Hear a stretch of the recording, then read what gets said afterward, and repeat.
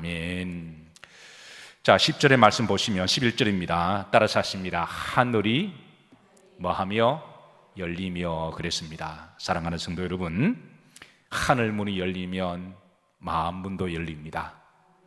오늘 이 밤에 혹이라도 여러분 마음이 좀 닫혀 있거나 좀 마음에 여러 가지로 좀 이렇게 불안하고 또 맺혀 있으시면 마음이 활짝 열리시기를 주의 이름으로 축복합니다. 그러니까 하늘 문이 열리면 인간 관계도 하나님이 열어주세요.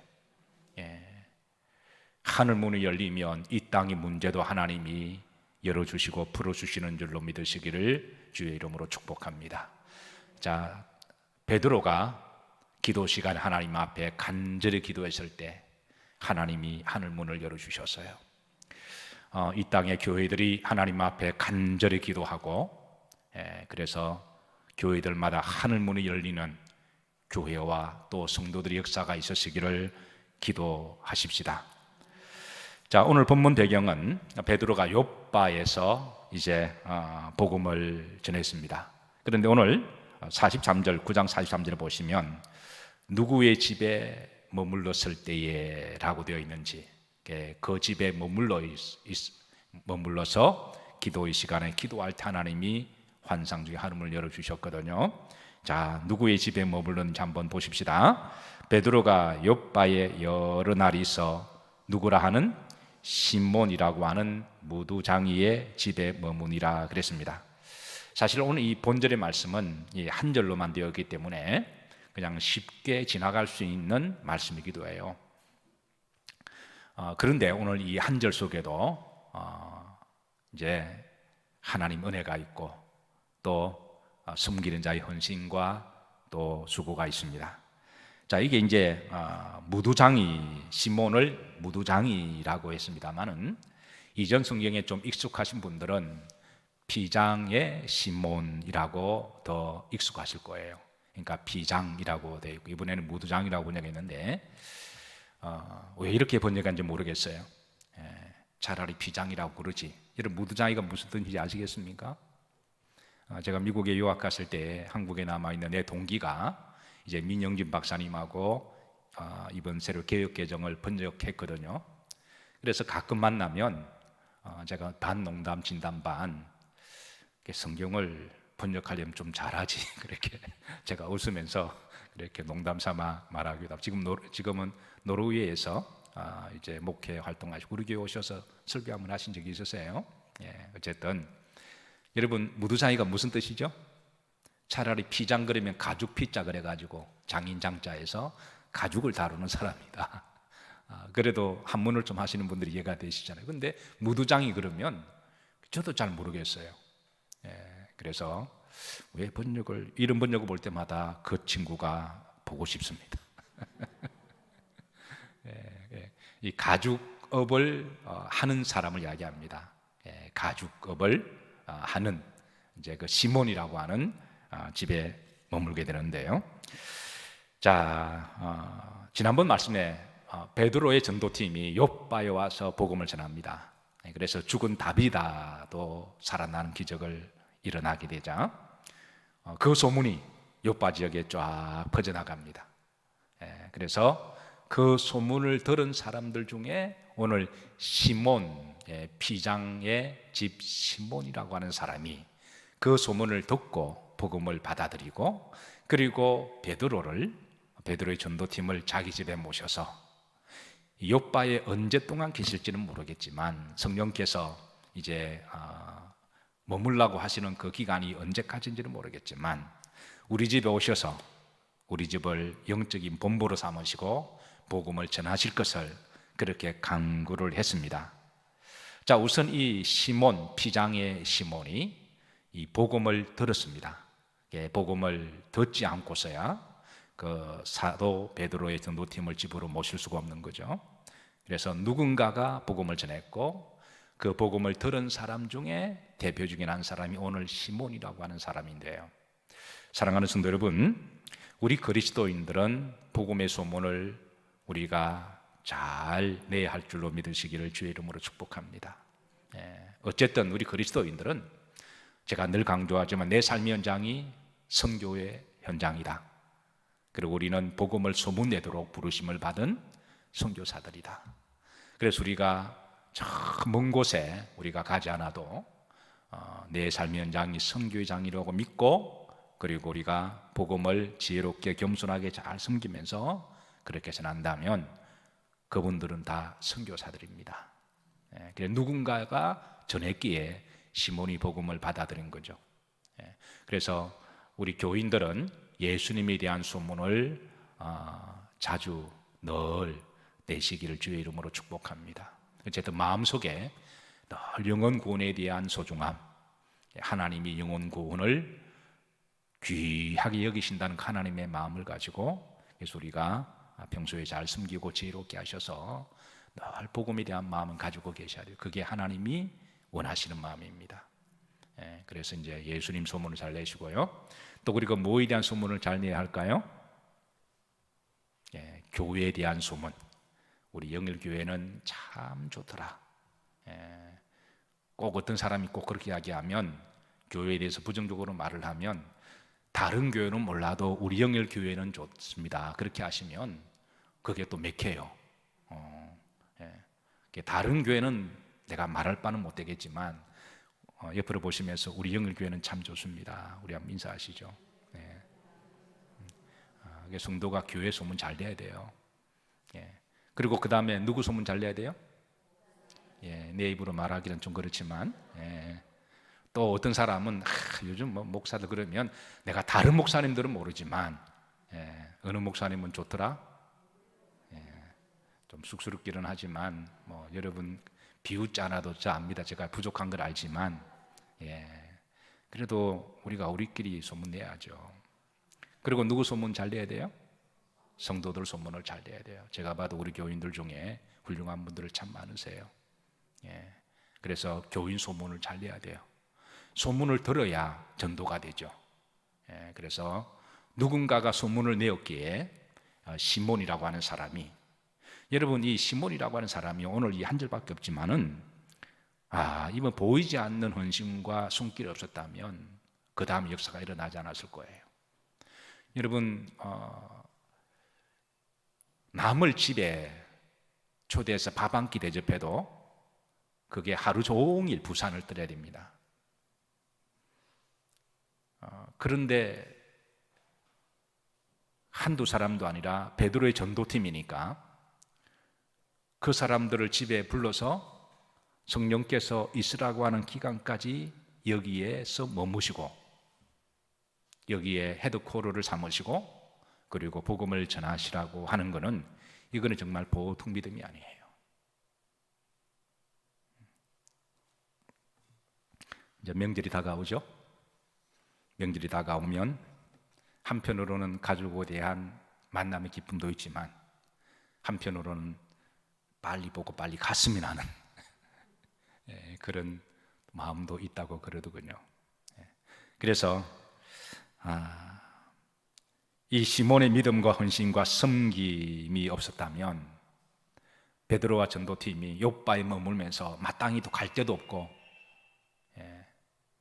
그래서 시몬이 겸손하게 간절히 구하니까, 그래서 그 믿음을 감사하게 받고 그 집에 이제 본부를 차리고, 그래서 마음 놓고 이제 복음을 전하게 되는데요.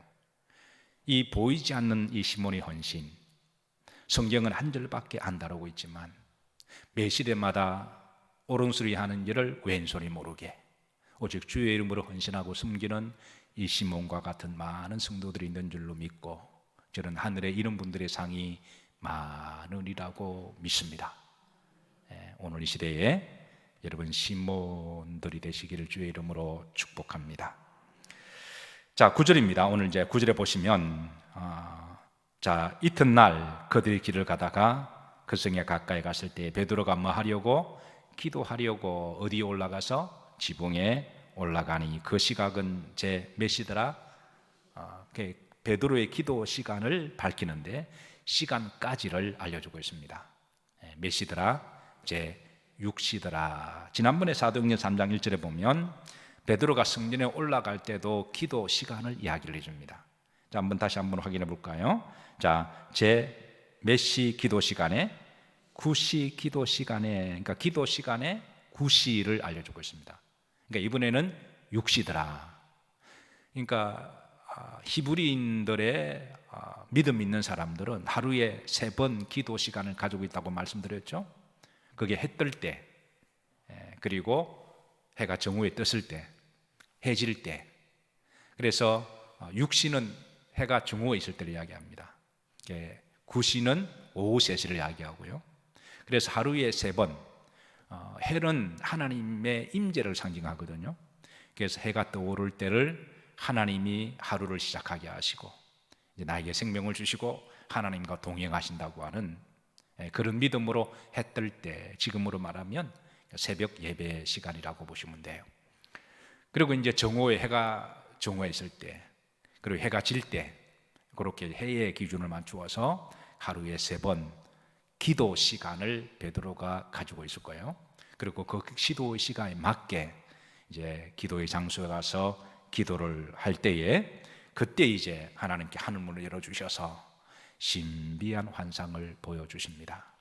사랑하는 성도 여러분, 우리 그리스도인들에게는 기도 시간이 있어야 될 줄로 믿으시길 바랍니다. 각자 하나님 앞에 약속한 기도 시간, 기도의 장수가 있는 것이 복입니다.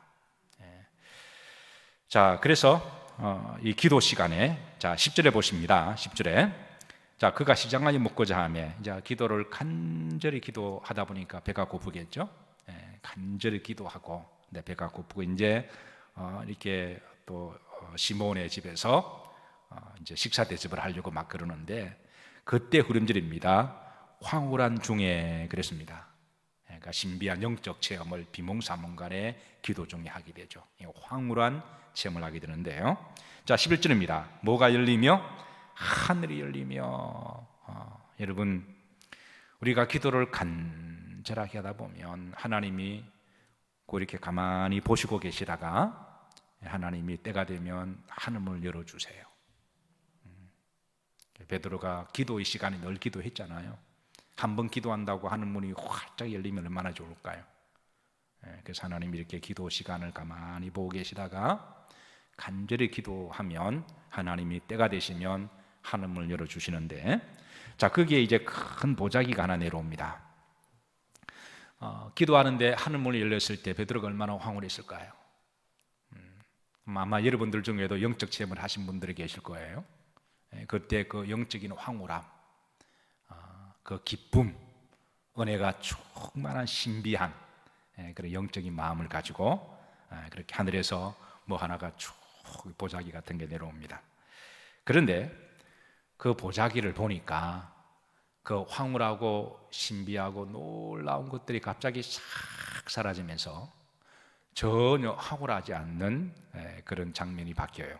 왜냐하면 그 보자기 안에는 각종 4발 가진 짐승과 하늘에 날아다니는 벌레들과 땅에 기어다니는 짐승들이 그 보자기 안에 버글버글 거리니까 기겁을 한 거예요. 자, 예를 들어서 땅에 기는 4발 가진 짐승이 무엇이 있을까요? 땅에 기는, 땅에서 기어다니는 짐승 뭘까요? 바퀴벌레라든가 뱀, 또 뭐가 있을까요? 도마뱀, 개구리, 뭐 이런 것들이지 않겠어요? 그리고 이제 공중에 나는 것은 뭐가 있을까요? 공중에 나는 것들, 나방, 파리, 모기, 뭐 이런 것들이지 않을까요? 그 다음에 기는 것은 뭐 구더기,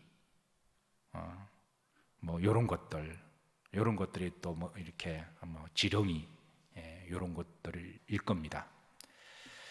자, 베드로가 그 순간 보자기 안에 볼 때에 얼마나 당황하고 얼마나 징그럽고 아마 더러웠을까요? 근데 하늘에서 소리가 들립니다. 그게 이제 13절인데요. 소리가 들리는데, 자 여러분 여기에 다 같이 합독하실 때 베드로야 대신에 자기 이름을 넣어서 한번 읽어보십시다. 또 이런 거는 또 잘 따라 안 합니다. 또 따라 하셔야 돼요. 따라서 합시다. 순종이 제사보다 낫다. 그래도 안 하는 사람이 있어요. 자, 13절. 자, 각자 믿음으로. 자, 합독합니다. 시작. 또 소리가 이시되 김미호가 일어나 잡아먹으라.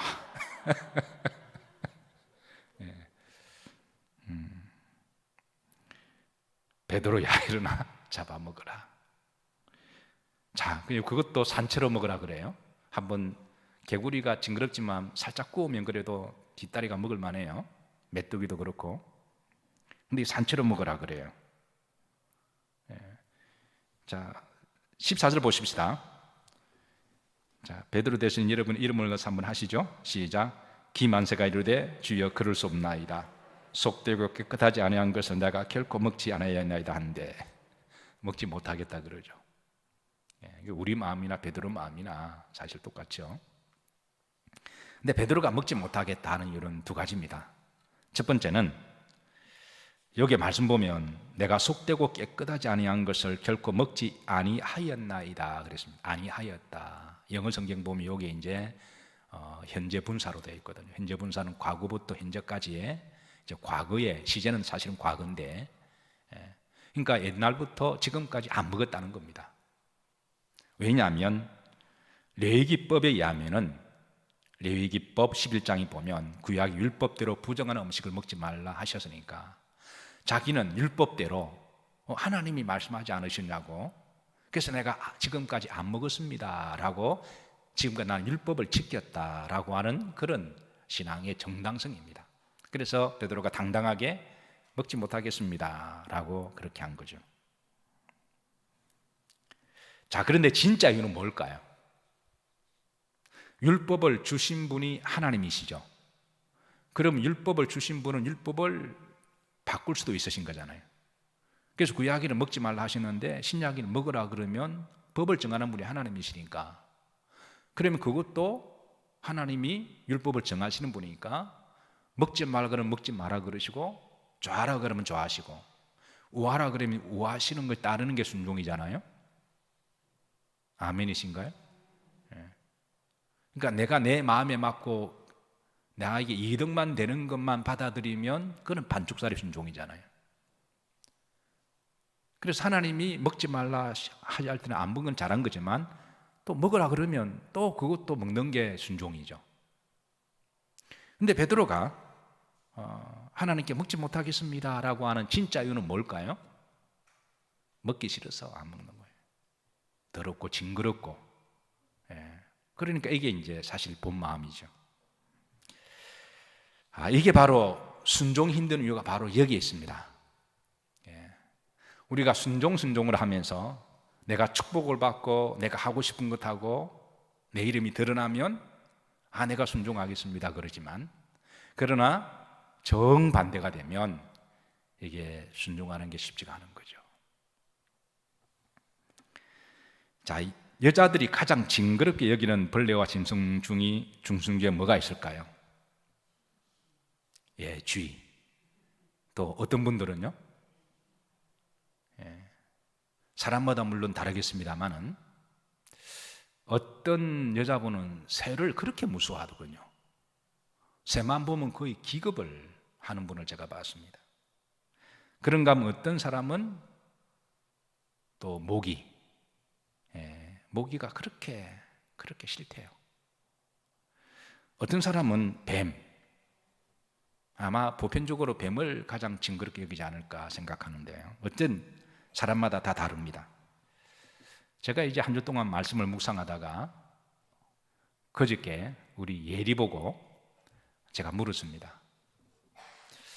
요즘 밤마다 모기가 꼭 잘 때 되면 몇 마리가 나타나서 성가시게 하는 바람에 어떨 때는 새벽 2시에 3시에 일어나서 또 새벽 예배를 드려야 되니까, 그래서 이게 보통 성가신 게 아니어서 밤잠을 쓸 때가 있어서, 그래서 이제 나는 우리 예리가 모기를 제일 싫어하지 않겠느냐, 징그럽게 여기지 않겠냐고 물었더니 파리라 그러더군요. 그래서 내가 파리가 뭐 무서워 그러면서 무섭대요. 그럴 수도 있겠다, 제가 그렇게 생각했습니다. 곰곰이 생각해 보니까 파리를 우리 예리가 왜 우리 딸아이가 파리를 무서워할까? 파리채로 잡으면 되는데. 근데 곰곰이 생각해 보니까 파리가 무섭긴 무서워요. 만약에 파리를 여러분 자세히 보시면 생긴 게 되게 무섭습니다. 저는 파리를 그동안 묵상해 보지 않았는데 묵상해 보니까 만약 하나님이 파리를 이따만하게 만들었다면, 사슴만하게 만들었다면 얼마나 무서울까요? 요만하게 만들어서 우리가 우습게 보긴 봐서 그렇지만, 사랑하는 성도 여러분, 파리를 작게 만드신 하나님께 감사하시기 바랍니다. 모기도 보면 무서워요. 이 작아서 그렇지만. 그래서 여러분, 모기가 머리가 참 좋은 것 같아요. 낮에는 숨어 있다가 밤에만 기가 막히게 나와서 그렇게 피를 쭉 빨아먹고 가는. 그래서 저도 헌혈을 많이 하고 있는데 요즘. 그래서 예리가 나보고 그러더라고요. 아빠, 모기가 왜 밤에만 활동하는지 아냐고. 여러분 아십니까? 저는 몰랐어요. 그래서 저는 제가 더 똑똑하다고 생각했는데 이제 아이들이 커가니까 저보다 똑똑한 것 같아요. 사람이 낮에는 우리가 뿜어내는 게 산소와 이산화탄소를 그렇게 뿜어내는 게 낮과 밤이 다르잖아요. 근데 밤에는 우리 속에 있는 좋지 않은 일산화탄소를 뿜어내잖아요.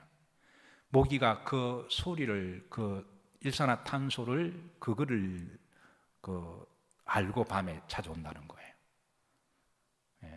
저는 사실 몰랐거든요. 그래서 밤에 활동하는 거구나. 어쨌든 우리 집사람이 제일 무서워하는 게 뭘까요?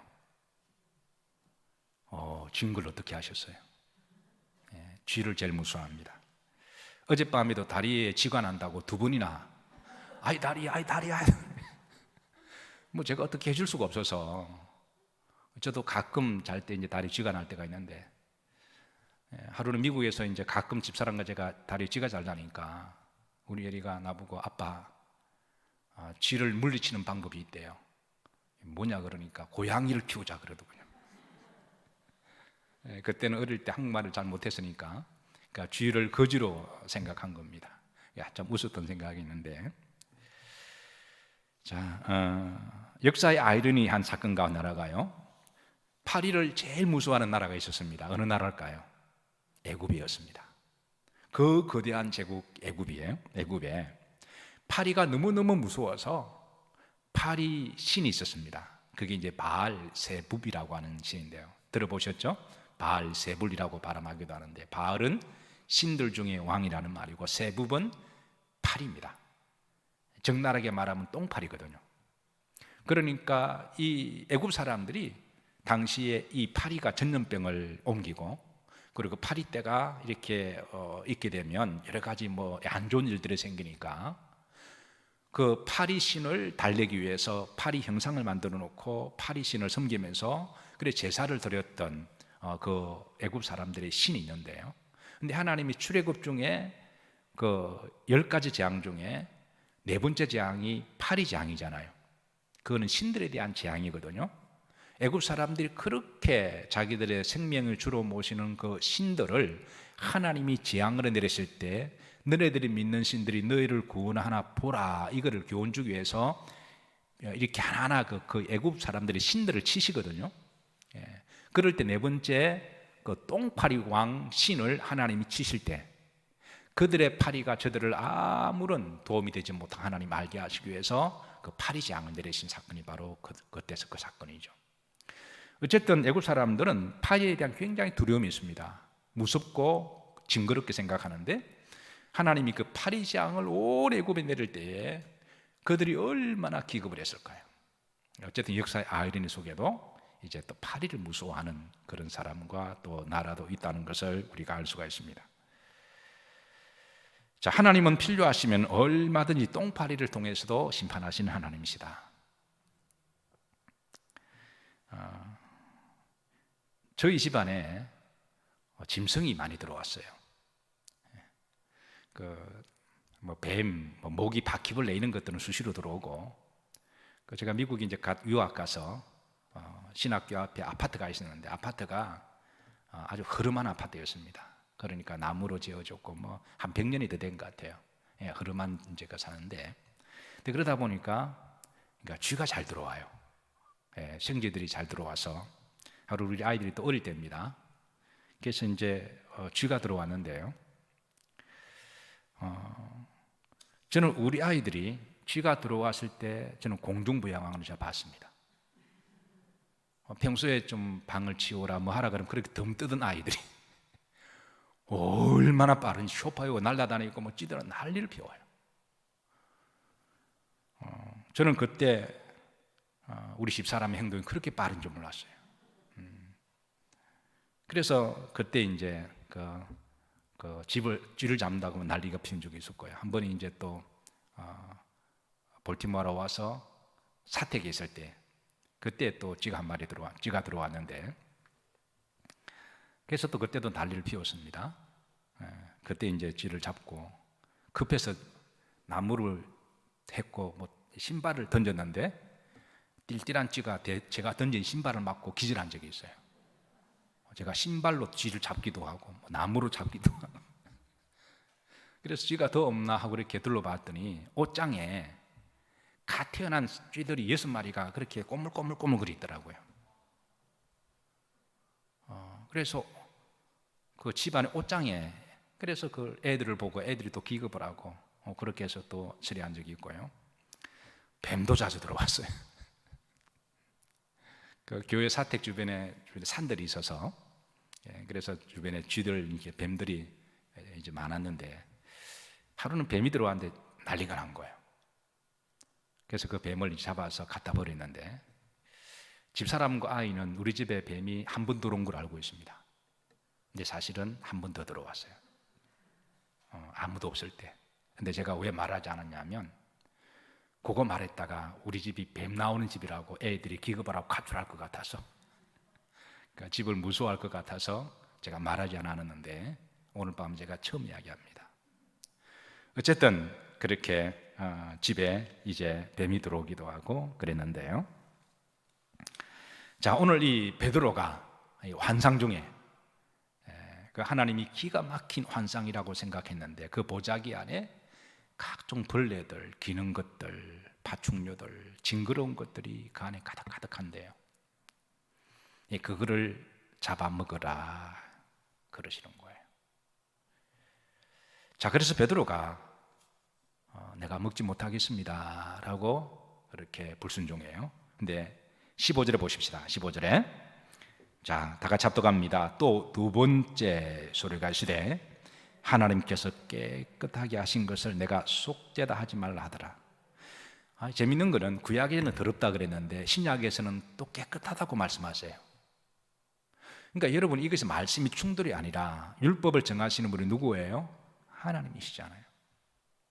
그러니까 하나님이 법을 정하시면 그거는 하나님이 구약의 법도 정하시고 신약의 법도 정하시니까 하나님이 좌라 하시면 좌하고 우하라 하시면 우하시는 믿음으로 받아들인 게 우리 성도의 믿음인 줄로 믿으시기를 주의 이름으로 축복합니다. 왜 하나님 말 바꾸세요? 그렇게 말하면 안 된다라는 거예요. 법을 제정하시고 선포하신 분이 바꿀 권한이 없겠느냐, 이게 이제 바울의 변정이거든요. 그래서 하나님이 그걸 깨끗하다 그러신 거예요. 사실은 이 벌레를 잡아먹으라고 하는 영적 레슨도 있고, 이 벌레가 누구냐는 것은 이제 오늘 시간 관계상 말씀은 전하지 못해 다음 주에 제가 전하도록 할게요. 어쨌든 하나님이 깨끗하다고 하신 거예요. 구약에는 더러웠지만 신약 시대는 깨끗하다. 여러분, 이 하나님의 영적인 레슨을 이 베드로가 알아들었을까요? 못 알아들었을까요? 여러분들은 어떻게 알아들으시죠? 이미 이 사건 알고 계시니까. 근데 베드로는 못 알아들었습니다. 그래서 두 번째도 못 묻겠습니다 그런 거예요. 깨달음이 없으면 순종하기 힘듭니다. 여러분, 누가 순종을 잘할까요? 말씀을 깨닫는 사람이 순종합니다. 말씀이 안 깨달아지면 이게 순종하기 힘들어요. 그래서 아무리 믿음이 좋아도 말씀을 깨닫지 못하면 내가 동의하지 못하고 내가 아멘하지 못하면 이게 억지로 하다 보면 이게 나중에 시험 들거든요. 그래서 귀 있는 자는 말씀을 들을지어다 하시고 깨달으라 하신 것은 내가 깨달아야 기쁨으로 하는 거거든요. 그래서 가만히 보면 불순종하는 것은 사람이 나빠서가 아닙니다. 우리가 흔히 이제 불순종하면 믿음이 없다 그렇게 말하는데 그것도 정확한 말은 아니에요. 그러니까 사람 다 좋은 사람들이고 기본적으로 믿음이 있어요. 그런데 문제는 이해가 안 되고 깨달음이 없어서 못하는 거예요. 그래서 이해만 되고 깨달음만 있으면 기쁨으로 해요. 즐거움으로 합니다. 자기 돈을 가지고 하기도 하고 막 그래요. 그래서 여러분 말씀을 잘 들으시고 깨달으시기를 주의 이름으로 축복합니다. 지금 베드로가 그 사도 베드로도 깨달음이 없으니까 이게 못하겠다 그러시는 거잖아요. 자, 16절입니다. 이런 일이 몇 번 있은 후에 3번이 있은 후에 그랬습니다. 그러니까 하나님이 3번 말씀하시는 거예요. 그리고 이제 나중에 17절에 보시면 자, 베드로가 본 바 환상이 무슨 뜻인지 속으로 뭐 해야 하더니 의아해하더니 못 깨달았다라는 거예요. 이게 하나님이 3번 계속 말씀하시는데도 이게 못 깨달았다라는 거예요. 그래서 이제 나중에 깨닫습니다. 나중에 깨닫고 이제 하나님의 큰 뜻을 발견하게 되고 하늘문이 열리고 마음도 열리고 그리고 땅의 문제도 열리면서 또 다른 기적의 역사가 일어나게 돼요. 자, 오늘 여기까지 말씀 전합니다. 사랑하는 성도 여러분, 여러분들이 기도하실 때 하늘문이 열리기를 주의 이름으로 축복합니다. 한국교회가 기도할 때 하늘문이 열리는 역사가 일어나기를 기도하고 축복합니다. 하늘문이 열리면 우리 마음도 열리고 그리고 이 땅의 문제도 열어주십니다. 그리고 여러분 기도하실 때 성령의 감동을 주시고 말씀을 주실 때 여러분 그 말씀에 깨달음이 있으시기를 주의 이름으로 축복합니다. 그리고 오늘 또 3번째 기도 제목은 여러분 말씀을 주시고 깨달으실 때에 그 말씀에 순종하시기를 주의 이름으로 축복합니다. 역사와 기적은 순종하는 자들에게 일어나게 됩니다. 주의 이름으로 오늘 이 밤에 간절히 기도하는 밤 되기를 소망합니다.